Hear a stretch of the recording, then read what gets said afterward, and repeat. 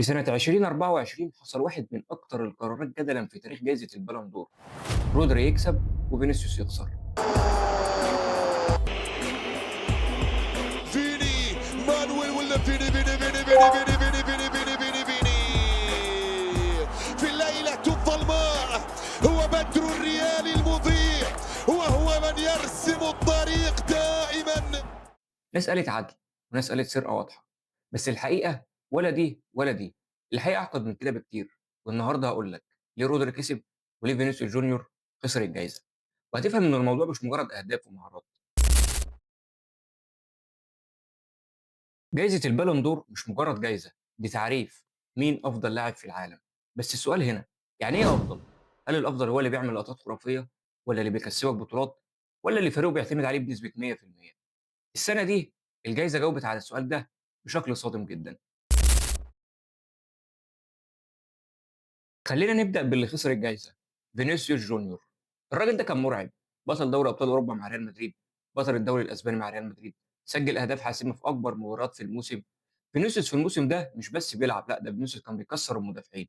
أي ظهير قدامه منتهي، أي ماتش كبير موجود، أي لحظة ضغط هو البطل. ببساطة ده لاعب يخليك تدفع فلوس عشان تتفرج عليه. طب إزاي لاعب بالمواصفات دي يخسر الجائزة؟ هل الجائزة ضد المهارة؟ هل في ظلم؟ هنا بقى ندخل على القصة التانية، قصة لاعب مش بيعمل لقطات بس بيكسبك كل حاجة، رودري. لو سألت أي حد مين أفضل لاعب في مانشستر سيتي وقتها، غالبا هيقول لك هالاند أو دي بروين. بس الحقيقة رودري هو قلب الفريق. لما بيلعب الفريق ما بيخسرش، لما بيغيب الفريق بيتلخبط، بيبدأ الهجمة، بيكسر هجمات الخصم، يظبط الإيقاع. هو مش نجم، هو السيستم نفسه.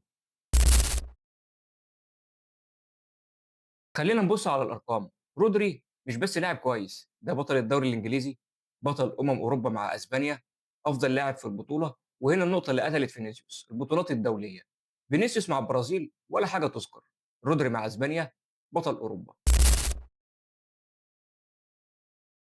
الجائزه السنه دي قالت رساله واضحه جدا، مش لازم تكون ممتع عشان تبقى الافضل في العالم، لازم أن تكون الاهم. فينيسيوس ابهار، رودري سيطره. فينيسيوس يخليك تقف من على الكرسي، رودري يخلي فريقه يكسب. هنا بقى السؤال الحقيقي، هل فينيسيوس جونيور اتظلم؟ الإجابة الصادمة لأ، بس برضه كان يستاهل. أيوه، الاتنين يستاهلوا. بس الجائزة اختارت نوع معين من العظمة، مش كل أنواع العظمة. تخيل معايا كده لو عندك فريق، تحب لاعب يعمل لك لقطة خرافية ولا لاعب يخليك تكسب كل ماتش؟ هنا الاختيار، وهنا سبب الجدل.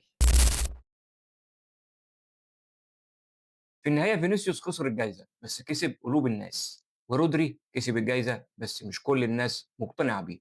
وده طبيعي لأن كرة القدم مش أرقام بس، دي إحساس. دلوقتي دورك أنت، مين الأفضل في 2024؟ اكتب رأيك في الكومنتات، فينيسيوس ولا رودري؟ ولو الفيديو عجبك ما تنساش اللايك والاشتراك عشان الحلقات اللي جاية، والسلام عليكم.